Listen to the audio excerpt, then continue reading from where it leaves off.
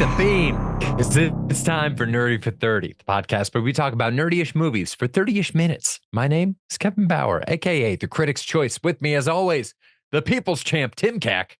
If you feel it, chase it, baby. If you feel it, you must chase it. We are in December, which means it is now time for us to shift fully into our holiday programming. We are doing that today with a choice that I would like to start by apologizing for making don't you watch. Dare. This is Silent Night, the 2023 John Woo action movie. I thought it would be fun. It came out last year. We didn't see it. I'm like, this movie's got to be a great time. This movie bummed me the fuck out, Tim. Did you feel the same way? This was a hard movie to text during. They don't talk in this at all. This is an on your phone movie. And I had a hard time being on my phone because I started actually missing things. Because you got to watch the screen to see what's going on. And there's a lot of nothing going on for a lot of it. This isn't as fun as I thought it was going to be. There are cool things, neat moments, and then a lot of downtime, I would say. But I don't think this is in the Christmas rotation for me, Kevin. No, I don't think this is in the ever again rotation for me, dude. It's weird. This is a movie for no one. It's so concerned with its story and its drama. And both of us are story guys. Both of us fully think that like you need a good engine to drive whatever car you got out there. But like, you know, a lot of action movies, it'll be like a supercar or like one of those, what do they call them? Like funny cars. The things that they do on like local speedways where it's just like a giant fucking engine with like the thinnest chassis possible on it. So they go crazy and light on fire and shit. I feel like that's most action movies. This one has like a thick, heavy block engine that's weighing everything down. And it's like been polished really well. And, you know, maybe a lot of craftsmanship went into it, but it's just not making the car do anything interesting, which hurts because he shows, I mean, it's John Woo, and he shows in this movie his action literacy. He shows you how incredible and how grounded he can make these action sequences. And then he takes all the fun out of it by making the protagonist care so much that he vomits that he just killed someone. It's like, I don't want that level of realism in an action movie. Like, if this guy's gonna go, I guess I wanted like, what's the one where Michael Caine just goes on like a fucking rampage, like Harry Brown or something? If it's gonna be this much killing, I want it to be senseless. Otherwise, it kind of hurts. Yeah, that's an interesting take. I wasn't really thinking about. I was thinking more along the lines. I feel like we've mentioned this before. What was the one that the one with the Monkey King or whatever that we watched? That was like the action movie. You know what I'm talking about? Monkey Man. Yeah. Monkey Man, where I feel like I've seen enough action movies that I don't need to see the badass becoming a badass. Yeah. Yes. I get it. I sat down for this movie. I know what it is. I love a montage. Like, let's speed it up. Let's get through this. Let's get to the good stuff, right? I get that storytelling wise, there's a struggle and he's got to overcome something, but it's like, let's be real. What are we here for? Right? Or am I here for great storytelling, or am I here for badass action and like a cool main character to follow around? There are things that they did in like the prep for this, but there's like a half an hour, a third of this movie is just hanging out with this guy while he's sad and not really doing anything. The beginning is like this crazy car chase and he's gunning people down. They're gunning each other. And that action scene is very cool. And immediately I'm like, this is going to be good. And then immediately it's not. He's in a hospital. He can't walk. He comes home. Turns out his kid got shot. Turns out it was Christmas and the tree is still rotting it up. And now he's just drinking. And now his wife's leaving him. And now he's promised that he's going to kill these people. And he's like, Christmas Eve next year. Hell yeah, I'm circling that date. Everybody dies. And I didn't realize they were going to walk us through every single day of the calendar year leading to next Christmas Eve. They leave nothing to the imagination. I mean, they walk this guy through everything. He's got a dummy. He's practicing on the dummy. He's watching YouTube videos on how to fight. He's just they did a thing with like kettlebells where he's doing a kettlebell workout, and I thought for sure he lifts the kettlebell over his head, the camera follows it, and when he brings it back down, I'm like, he's more jacked than he was, right? Yeah. And I'm like, this is it. It's go time now, and it was not. Now it's go time to go to the range, get gun certified, get a car. He pimps out the car. I'm like, finally, he's gonna get behind the wheel. Like he is building this badass car for the night. And then he gets in it and you're like, hell yeah, he's going to start. It's time. He's going to go hunt these guys down. No, he's going to drive that pimped out car to a parking lot and he's going to practice doing turns with it in just a recreational lot. Like it's excruciating how bad this is. And I think if we skip over some of that, I would be interested in him coming. I in theory, I like the idea of him being a regular, normal guy who is hell-bent on revenge and is like practically doing things the way like a real person could. He's watching YouTube videos to get on this stuff. He's, getting a gun license. He's doing things to his car that a normal person could. And then when he's killing, he feels remorse about it. He's like coming to grips with it. There's something compelling there about him struggling with this, but also he's like really good at it. Yeah. So there seems to be some dichotomy there of like he's getting his first kill, but then he just goes on to kill like 50 more people. And it's like, why is he so good at this, but also feeling this remorse and this journey? I mean, I don't know. It's all over the place for me, but the action's cool. I liked when they actually are fighting. It's neat. Mm-hmm. Yeah. The action's really, really cool. It's like gripping. I mean, the sequences are, it's like I said, it's shot so incredibly well and it's grittier, I think, than other John Woo stuff. It's got this really neat feel to it that I hate to say it, I feel like was kind of wasted on this specific movie. You mentioned him killing and being very good at it and then moving on to kill. It was really strange to me that at the very end, they do the fucking thing where he's got the guy and he's dead to rights. And then, who does he see in the disco ball to his right, but his son's face reflected there. And it's like the spirit of his son is telling him, don't do this, daddy. Don't become this man. But it's also a little late for that. Like, it's a little fucking late to grow a conscience. Yeah. And when you're that deep into it, just finish the job. You have the guy. Like, you're going to stop there. Like, I never liked that move of like introducing that kind of tension into a final moment like that. And this was maybe the most egregious part because it's like, if it's like the Dark Knight, that works, where the whole premise is that Batman is not killing, and then he's right at the fucking edge. But when the guy's already been slaughtering, it's like you can't undo what you just did. Yeah, it's way too little, too late. And right before that, they have the encounter with like the woman who is, I guess, like the bad guy's love interest. And I don't know if she's like she like works. Their arrangement seems weird, but by the end of the movie, it's like, oh no, she's with him and may probably as culpable and stuff as he is. And it's like two guys. It's like Joel Kinnaman and Kid Cudi trying to kill this bad guy, and the woman comes out and neither wants to shoot the girl, and she shoots them a lot. And that's just a bummer. I don't know. It sucks. I get it. We don't want to see guys shooting women, but also it's an action movie. And if you want women in an action movie doing action stuff, you should treat them like the guys, probably. Or don't put us in that situation, right? Then don't have her do that, right? Why do we have this thing where like he has to get shot by her several times before we as an audience can give him permission to kill this person that we know is a bad guy and is trying to kill them? And that just seems like a weird, it's just kind of like slowed it down for me, like bogged it down for me in a way that's like, I don't want to have to think about this, Yeah. It's an awkward, like, it's like an awkward non-line to play with because it seems to be towing the line of like, would this be bad? Like, obviously, like violence against women is bad.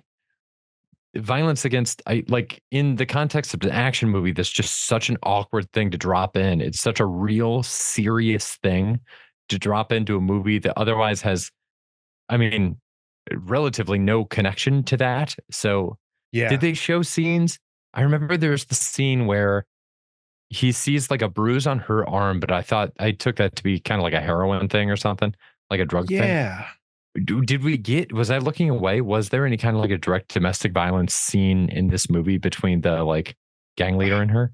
I don't think there wasn't anything specific. There wasn't anything like that, but there's like he's taking photos of them from a distance and she's looking like forlorn at the window and is like, I mean, she had a look on her face where I was kind of like, oh, she wants out of here. But then she turns around and makes out with this guy. And I'm like, is she trapped here? Is he the one Yeah. that's got her hooked on drugs? It just seems like this is like a really kind of gross relationship, whatever this is. And I don't know. It's just like, it's just a weird situation, man. I mean, I was watching The Night Comes for Us the other day, and it's awesome and it's badass. And there's badass women kicking ass in this. And you know what? They pair up women to fight women. And then we don't have to worry about this stuff because it's Mhm. jarring. You know, I saw like a local match, like wrestling match, like professional wrestling match, where it's fake. We know it's fake. It's not, they're not actually killing each other. They are taking bumps. It's prepared. And they did a mixed tag, which is like uh guy and a girl fighting a guy and a girl. And the women are supposed to fight each other. And if they do that on TV, that's what happens. The women fight each other, the men fight each other. But this was the indies. So the women and so the guys were fighting women and the women were fighting guys too. And it's like, you know, this is fake. They're all professionals. They clearly all wanted to do this. Like, this is fun for everybody involved in this. But watching a guy like power slam a woman, even if you're like, she's a professional, this is all rehearsed. It's not, I don't like it, man. It's not cool.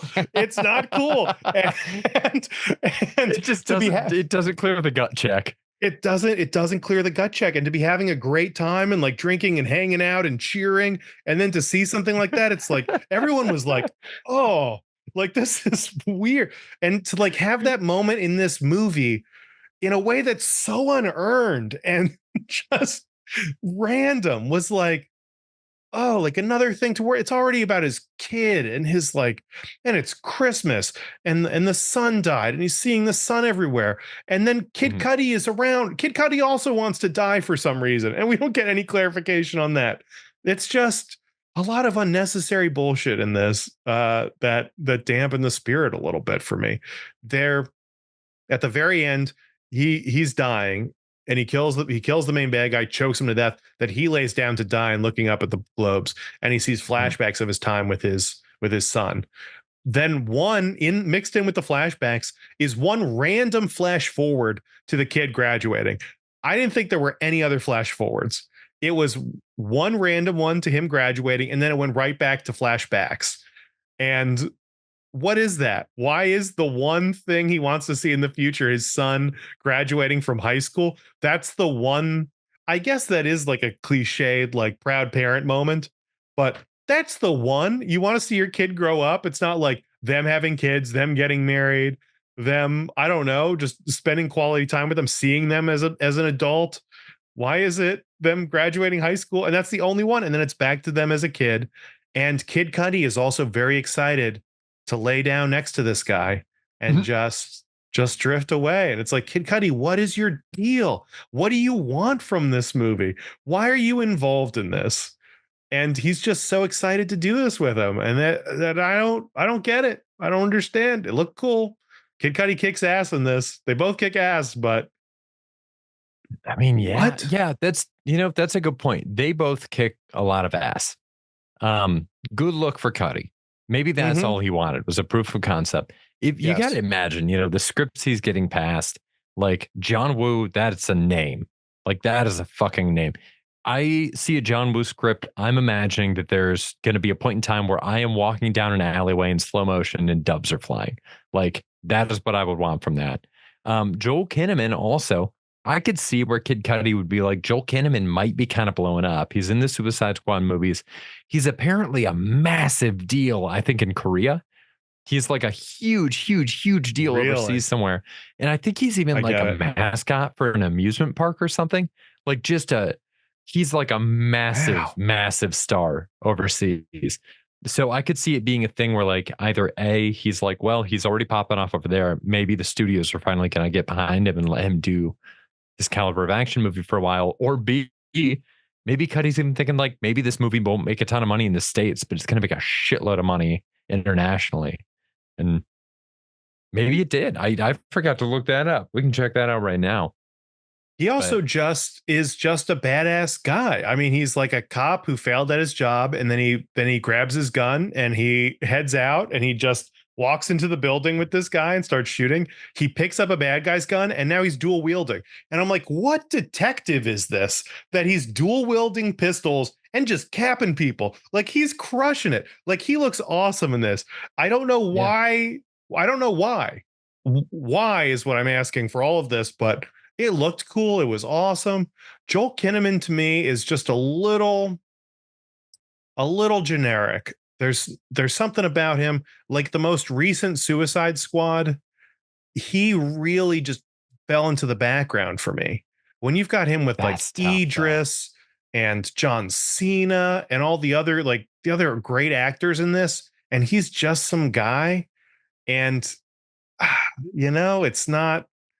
I don't know. And, as far as like jacked white dudes, it's like we both stand for Glenn Powell. I don't know what it is about Glenn Powell, but I'm into him whenever I'm seeing him. There's just Yeah. something generic looking about. I just get a kind of like a weird, like this guy could just be doing like B action movies for the rest of his career. He could be in any random action movie and just be a guy in the military who like says, you're not going to do this, not on my watch. Someone who like Mhm. lectures Maverick before they go off and do something. Yeah, I mean, I don't think he's bad. He just has isn't resonating with me, and I'm not sure why, Kev. Yeah. Yeah. I don't know what it is either. It's a tough break for him in that Suicide Squad movie. That one I also just rewatched recently. Very, very fun. And it's so tough because, like, yeah, Idris, John Cena, Margot Robbie, these are Yes. stars, Yes, like yes, yes. huge stars. They have so much presence to them.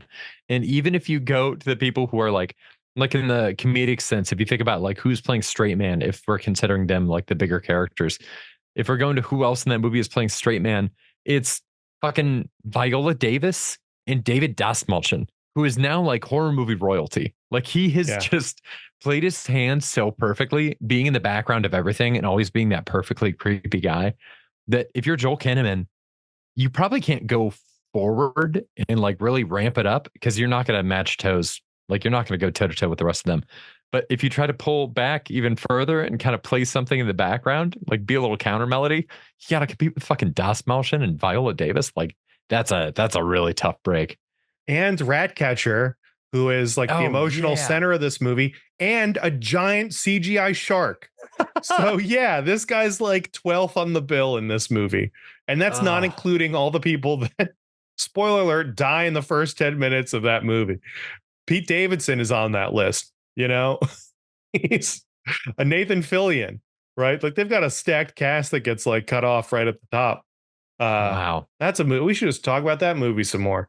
We Um should, man. That movie's great. Yeah, he like the most fun that I had in this movie, there were times where I felt myself checking out, and then yeah. I would like convince myself to lock back in on the screen and pay attention to what I was seeing. And I noticed, he's wearing like a black leather jacket, and I felt myself have the thoughts of, oh, you know what? He kind of looks like the Punisher a little bit. And I'm like, oh, this kind of looks Yeah. like you could kind of make it like a Punisher type movie. Like, what if I pretend right now that this scene that I'm watching is from a Punisher movie? And it was like the color coming in of the Wizard of Oz. As soon as I pretended it was the Punisher, I was so in. Like, if you took Yeah. this exact same level of production, these exact same like fight scene choreographies, these exact same settings, and put it in a Punisher movie, it would be such a smash hit. And I think it just goes to show like the story in the background, it's so dramatic here. It's not that the events that are happening to the Punisher aren't dramatic, but the tone of the movie and the lens through which the movie is seen in the case of something like the Punisher is so purposefully arch. It's so aware of what it is, and it's so willing to like I don't know, grip the shoulders of the fact that it's an action movie and shake itself. And it's like, I'm I'm hungry for this movie to have more fun and Yes. be more of a B movie. And it's not. And I think it suffers for it. Yeah, dwelling on a sad emotion doesn't necessarily make it more impactful. Like No. time does not equal interest in all these instances. So they spent a lot of downtime. I mean, some things I did like when he fights, like one of the first things he does is go and just pick up this guy on the street and Mhm. bring him back and interrogate him. And he's got a mask on and he's got this knife and he's threatening the dude. And he stabs the knife in the table in front of this guy. And I'm like, oh, this is a huge mistake. And then part of me is like, no, he must know what he's doing. He must have done this. He must be prepared for this. And he was not. Like the bad guy uses it to free himself. And now he has a knife and he stabs him twice, like immediately. And that's great. I loved that scene where he just gets his ass kicked and he's getting hit in the head with like a laundry machine door. And it's like, that's the stuff I want to see. Like, Yeah. that's character development. Like, that's when action is done well, you can see a character evolve during the course of it. I don't Mhm. necessarily need a guy vomiting after a kill or whatever, but you can see him learn while this is going on. And by the end, he's willing to do what he needs to do. And he's taken away lessons from this interaction that he will not fuck this up again. Yeah. And that, I thought that was great. Really, really good. That's neat. But like, that's the thing is like, you can have more fun with that exact thing. I was reminded there of the thing from Spider-Man Homecoming where he webs Donald Glover to the trunk of that car Yeah. and he's using the like interrogation voice. And Donald Glover's like, you need to get a lot better at this part of the job. Donald Glover's so good. It's, I just feel like so much of this was a missed opportunity in a way. And I'm wondering, so let me ask you this. If somebody told John Woo, you can't make this a Christmas movie, do you think it happens at all? Like, why it seems like the idea for this movie happened based on the name Silent Night. And then like the action movie came after the title. Because I mean, sure, it's sad that he got a bike for Christmas and then, got gunned down on a drive-by. Like, of course, that's fucking tragic. That's awful. It would also be awful if it was Easter. It would also be awful if it was his birthday. Right. I don't really think any of this needed to happen at Christmas. The name is really good. It's only really good if it's a Christmas movie. They are Mhm. doing the absolute bare minimum to make this a Christmas movie. There's even a point where they cut to the bad guy and he's just wearing a Santa robe for no reason. Yeah. And they're like, oh, we have to remind them that it's Christmas because otherwise there's no Christmassy stuff outside. There's no one's dressed like it's Christmas. He's just going around. I mean, there's no extras in this. It's just empty backgrounds. And yeah, it doesn't nothing in this is Christmassy at all, except you see the tree and you see I mean, it could have been his birthday and Yeah. it would have been the same. But the name Silent Night is really good. And it is really cool that they didn't talk. I might have gotten over that. I don't know why his wife doesn't talk. That was a little weird. His wife, he can't talk back, but his wife is in the same house and she texts him. So all you see are text bubbles on the screen. But why wouldn't she talk to him? There's no logical reason why she couldn't just say words out loud to him unless they're trying to convey like she feels so distant from him and doesn't feel comfortable talking to him or something like that. But like, does the wife know what he's doing? Does she know this is his plan?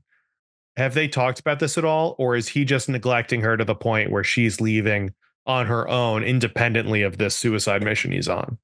Yeah. I think she's leaving him, which to be fair, like it wouldn't take much if you just catch your partner watching a bunch of like knife kill tutorial videos. Like if your partner just gets really into like actual like hand-to-hand knife combat vids, you're looking up divorce attorneys, you're texting your sister to see if you'd stay with her. Like you're get the Yeah, fuck at out least of get there. a lawyer. Yeah, at the very least, dude. Maybe start moving some stuff out of the joint accounts into some personal accounts. Yeah, start saving in your own account a little bit. That's why you need separate accounts. But It's yeah, weird. That was a thing where it's like, obviously, sure, I respect the fact that it's a silent movie, but it is a little weird that nobody's really talking and that none of the people in the gang are talking to him really. And like, there's that scene where like the dude like roughs him up, and then the like gang girlfriend pours, what was it, yogurt or ice cream or whatever the fuck she was eating, milkshake, yeah. something. She like pours something on him, kind of laughs, and it's like nobody's saying shit. This is awkward. This is really awkward. Yeah, and I didn't understand that interaction at all either. He just like went up to them randomly, and I guess he was trying to find that guy, and he's surrounded by kids from the neighborhood, He's like paying and off the kids. then he randomly gets pushed down. Like he's like a pillar of the community, you know, he's doing that like mobsters giving out Thanksgiving turkeys, right? Where it's Yeah. like, oh, I'm here, where I'm a part of you, but also I'm the reason why everything's so bad here. Uh you wouldn't need these turkeys if I wasn't around. And yeah, and then they just you're right, there's scenes where it doesn't make any sense at all, and all the violent stuff, all the fighting, like the last third of the movie is very cool, and I like the action, and I'm cool with not talking during that. Mhm. I'm fine with that. I mean, I don't need him and Kid Cudi to talk to each other. I mean, what's he going to do? Explain why he's there? I mean, no explanation would make sense. So why even waste the words? Just, you don't need it when you're fighting these things. I was surprising when there were compelling moments. I was surprising how good they were without speaking. Mhm. But I don't know if they outweigh just the really awkward moments when it's like someone should be talking here. Sure. It was a distinct shift from did you see the movie last year? I think it's No One Will Save You. Uh No. it is on Hulu. Hulu picked it up for distribution. It's like a Hulu. Yeah, No One Will Save You. It's like a Hulu original. Um if like you personally and also listener, you look this movie up. It's great if you like horror movies. It's an alien movie. It's a home invasion movie. Wow. Okay. Basically, Caitlin Deaver plays a woman who lives out in the woods alone. She like lives in a house that's kind of isolated from other homes around in her like small town, and aliens come to like abduct, and it's kind of like a home invasion thing. The movie rips. It is so Wow. good. It's easily Okay. one of like the top two movies that I saw last year. It took a solid, oh, what the fuck? Balloons We just just I for don't know the what you did. users on. You whatever you talked about was too empowering. They all got excited. That's weird. All the balloons YouTube went users off. will see a bunch of AI balloons. But I don't know how you it did took that. probably 45 to 50 minutes into the movie for Lauren and I to realize that there was no dialogue in the movie. Had no idea. It was Wow. so good. It was so well done up to that point that we legitimately did not even notice that there wasn't dialogue. And they held it true for the whole movie. There's no talking. You don't notice. That's great. But That's like great. very different from this. Like this, it's so awkward. There's no talking. That one, like I said, you don't even notice. Yeah. It's weird. This feels more like a gimmick. There's moments when it's fine, but then the rest of the movie, it feels like a gimmick to do stuff like that. Yeah. But yeah. And then there's some other like just random, fighting cliches where it's like where I mean they're just doing this whole fight thing, and then all of a sudden he's taking a campfire break. He's just like chilling by a fire pit. And then he gets on a motorcycle for some reason. And it's like, okay, so you're sneaking in this thing. And then he also does the thing that I always think is so silly in action movies. He's got a giant duffel bag full of stuff Uh-huh. and then he uses like one grenade from it and then pulls out a shotgun, clips it to him, and that's it. And it's like, what else is in the duffel bag? Why didn't you use any of this? It really made me think about that scene in Deadpool where he loads up all the guns and then leaves them in the car and doesn't bring them. And I'm Mhm. wondering if that is just another example of that, like organically, or if that's actually a commentary on this happening in movies. I'm convinced this happens. I'd have to like go sit down and like dig through and try and figure this out, but it feels like a trope to me for sure. Loading up and then It's not using all of yes. it. It's It's so corny. And it's like, why That's not? Just use so all the funny. things or just bring a shotgun. Why do we need the scene of you loading up a giant bag if you're not going to use the bag? It's really intimidating. I mean, I keep bringing up the Punisher on this pod. I'm pretty sure in the Thomas Jane Punisher, he loads up a duffel bag, but I think he uses every fucking thing he puts in that bag. John Wick does that, Yeah. right? Where he's got a bag full of stuff, he hides them all, and we get separate scenes with him using each weapon. Oh man. Like, Yeah. yeah, man. It just seems like some of those are like easy outs. I do like on the stairs. There's a moment when he's fighting his way up the stairs and he gets shot in the chest and he's got on body armor, so he's okay. But he Mhm. looks so scared in that moment where he's Yeah. like, oh shit, I could die. And it seems like there's just moments when he realizes what's going on. And those are really good and really cool. And in a better movie, I feel like it'd be more impactful. But I thought that moment was crazy when it's like when he's like, it looks like, I'm like, is he gonna run away now? He looks like he's having a panic attack, right? Like he's done Yeah. all this That's training, he's done all this practicing, he's been shot already, he's been stabbed already, but he hasn't been shot in the chest and been okay yet. So this is a new experience for him. It was like, have you know those videos of babies where you throw a slice of cheese on their head they and they don't know kind what of to freak do. out? They don't know what to do. And I was Googling, like, is this bad for babies? Are they having like a bad reaction to the cheese? And and all the stuff I saw was basically like, this is just a new experience. They freak out because they've never experienced anything like this. They haven't faced a single scenario when a cold, smooth piece of craft caresses their face. And they don't know how to, it's overstimulating Oh for him. my And that's how god. he reacts when he's shot in the chest in the bulletproof vest. Dude, every single time we upload one of these videos to YouTube, there's a box that we have to check at the bottom that says, "Is this video for kids?" And you have to check yes or no. I want them to change that line to, "Is this bad for babies?" Um, that's the only rubric I care about. Yeah. Yeah, no, he has the same shocked look on his face when he's got the guy on the roof of the car. He's like Yes. driving around, and I was like, it's kind of funny when they cut to his face on the inside after he pulled off the really cool thing where he pins the guy and stabs him in the stomach. I was like, holy shit. And then the guy gets on the roof and he peels away with the dude, and he looks like he doesn't know what the fuck to do. Yeah. Like, well, how do I get this guy off my roof? That's fun. And then he shoots him, and then all this blood, and the guy slowly Oh, slides down. just the It's gruesome. disgusting. And then he kind of has like a panic attack when that's happening. And that stuff's good, man. I mean, this is just a classic. This might be a classic candidate for two longest, where it's just you cut a third out of this movie, it's instantly better. Yeah, I mean, I think this is also rewritables where I think if we make this a comedy as well, it slaps.